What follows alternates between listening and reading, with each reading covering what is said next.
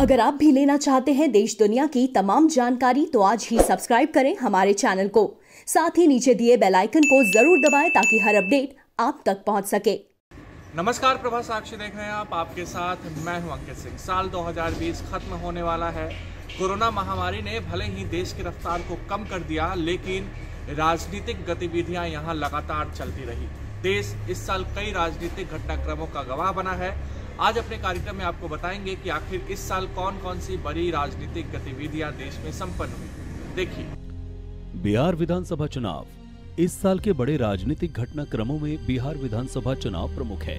Corona महामारी की विषम परिस्थितियों के बीच बिहार में हुए 243 सीटों पर विधानसभा चुनाव में एनडीए गठबंधन 125 सीटों के साथ सरकार बनाने में कामयाब रही। नीतीश कुमार ने 7वीं बार बिहार के मुख्यमंत्री के रूप में शपथ ली। हालांकि चुनाव के दौरान एक और जहां नीतीश को लेकर लोगों में नाराजगी दिखी, तो वहीं तेजस्वी यादव बड़े नेता के तौर पर उभरे। इसी चुनाव में एनडीए से बाहर होकर चिराग पासवान ने अलग ताल ठोकी। हालांकि नतीजों में कुछ खास असर नहीं दिखा।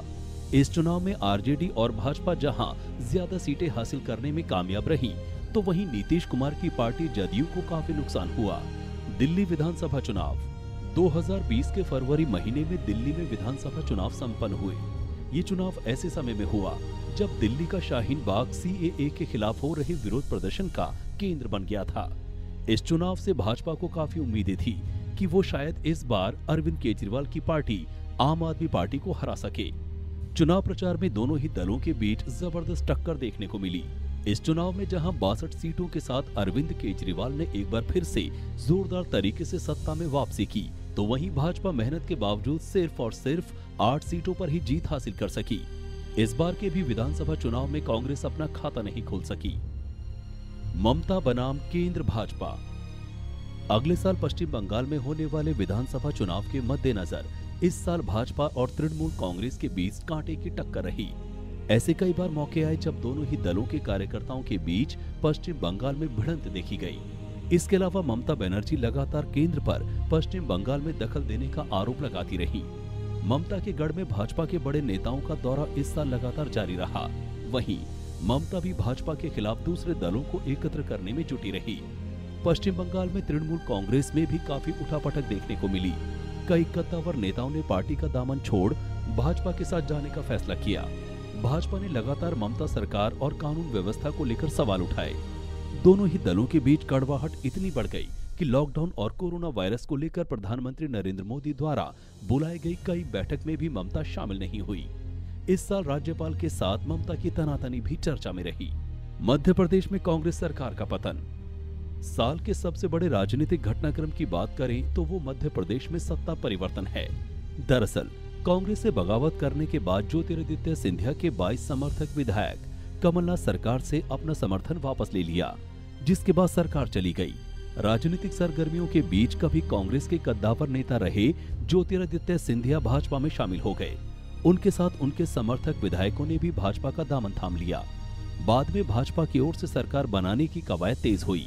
2018 में बहुत ही कम सीटों से पिछड़ने के बाद भाजपा एक बार फिर से 2020 में शिवराज सिंह चौहान के नेतृत्व में मध्य प्रदेश में सरकार बनाने में कामयाब रही। वहीं ज्योतिरादित्य सिंधिया भाजपा कोटे से राज्यसभा पहुंचे। बाद में कांग्रेस के कई और विधायकों ने भी पार्टी का साथ छोड़ दिया और भाजपा के साथ जुड़ गए। नवंबर महीने में हुए उपचुनाव में भाजपा ने यहां शानदार प्रदर्शन करते हुए 28 में से 19 सीटों पर जीत दर्ज की। राजस्थान में कांग्रेस संकट। कांग्रेस को इस साल एक और उठापटक का सामना करना पड़ा। राजस्थान में मुख्यमंत्री अशोक गहलोत और उप मुख्यमंत्री सचिन पायलट के बीच जबरदस्त मनमुटाव देखने को मिला। लगभग एक महीने तक चले राजनीतिक घटनाक्रम के बाद सचिन पायलट को कांग्रेस मनाने में कामयाब रही। हालांकि एक समय ऐसा लग रहा था कि ऐसा ना हो कि मध्य प्रदेश की ही तरह राजस्थान में भी कांग्रेस की सरकार गिर जाए। सचिन पायलट के समर्थक विधायक कई दिनों तक गायब रहे। एक महीने तक सचिन पायलट और अशोक गहलोत के बीच बयानबाजी अपने चरम पर थी। मनमुटाव यहां तक पहुंच गया था कि न सिर्फ अशोक गहलोत ने सचिन पायलट को अपने मंत्रिमंडल से निष्कासित किया, बल्कि कांग्रेस ने भी उन्हें प्रदेश अध्यक्ष पद से हटा दिया। इस दौरान देश के कई युवा कांग्रेसी नेता सचिन पायलट के समर्थन में खड़े रहे, जिसका दबाव आला कमान पर भी पड़ा।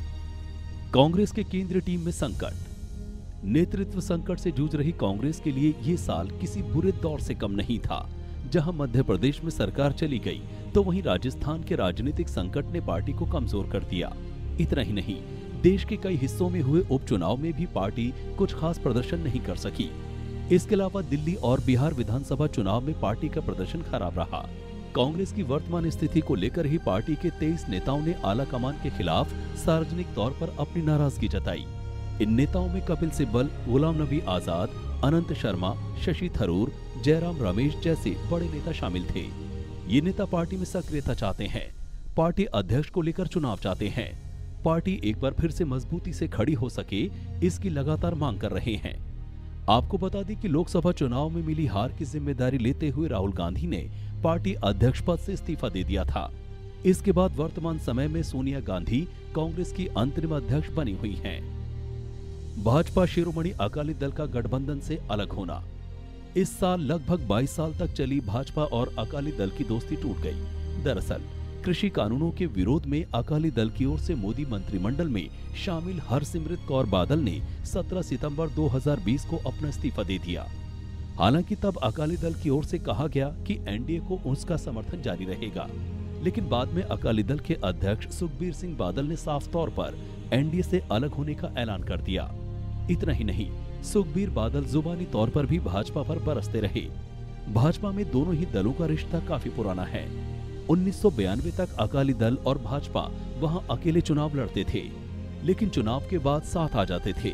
हालांकि 1997 में आधिकारिक तौर पर दोनों पार्टियों ने एक साथ चुनाव लड़ा।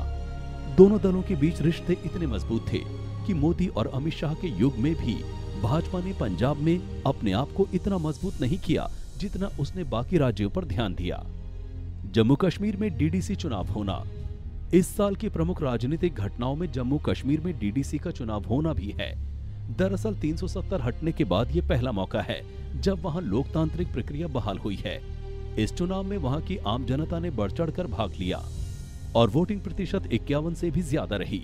सबसे बड़ी बात यह है कि पिछले 1-1.5 महीने पहले तक जो पार्टियां ये कहती दिखी कि वो धारा 370 को वापस लागू किए बिना राजनीतिक गतिविधियों में शामिल नहीं होंगे, उन्होंने भी यहाँ चुनाव लड़ा। इस चुनाव में भाजपा सबसे बड़े दल के रूप में उभरी। भगवा पार्टी के लिए अच्छी खबर ये भी रही कि पार्टी में उसका खाता खुला। हैदराबाद में कमल।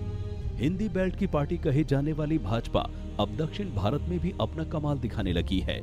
इस साल हुए ग्रेटर हैदराबाद नगर निगम चुनाव को भाजपा ने प्रतिष्ठा का विषय बना लिया था। अमित शाह, जेपी नड्डा जैसे वरिष्ठ नेता भी नगर निगम चुनाव में प्रचार के लिए उतरे। पार्टी को इसका फायदा हुआ।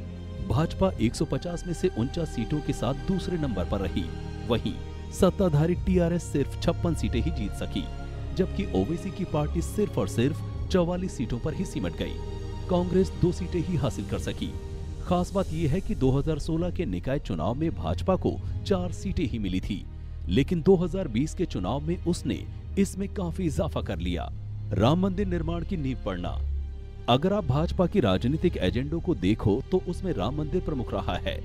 भाजपा राम मंदिर निर्माण के वायदे के साथ ही देश की राजनीति की मुख्य धारा में आई थी। हालांकि पिछले साल कानूनी तौर पर राम मंदिर निर्माण से जुड़ी अड़चनें तो खत्म हो गई, लेकिन फिर भी लगातार भाजपा से सवाल किया जा रहा था कि राम मंदिर कब बनाओगे। तो कहीं न कहीं अपने आलोचकों को इस साल भाजपा ने जवाब देते हुए 5 अगस्त को पड़े राम मंदिर निर्माण की नींव को अपनी उपलब्धि बताती रही। भाजपा ने इस मौके को खूब भुनाया। पार्टी के सबसे प्रमुख नेता और देश के प्रधानमंत्री नरेंद्र मोदी ने राम मंदिर निर्माण की नींव रखी। इसके बाद भाजपा के नेता लगातार ये दावा करते दिखे कि अब हमने राम मंदिर निर्माण की तारीख बता दी है। मणिपुर विधायक मामला। इस साल मणिपुर में भी राजनीतिक उठापटक देखने को मिली। मणिपुर में गठबंधन सरकार का नेतृत्व करने वाली भाजपा खतरे में थी। दरअसल मुख्यमंत्री एन बीरेन सिंह से नाराज होकर सहयोगी एनपीपी के कई विधायकों ने सरकार से अपना समर्थन वापस ले लिया था। हालांकि बाद में हिमंत बिस्वा शर्मा और राष्ट्रीय अध्यक्ष जेपी नड्डा की दखलंदाजी के बाद इस मसले को सुलझाया गया। बाद में पार्टी के ही कुछ विधायकों ने एन बीरेन सिंह के खिलाफ मोर्चा खोल दिया। इसे भी पार्टी की ओर से शांत करने की कोशिश की गई।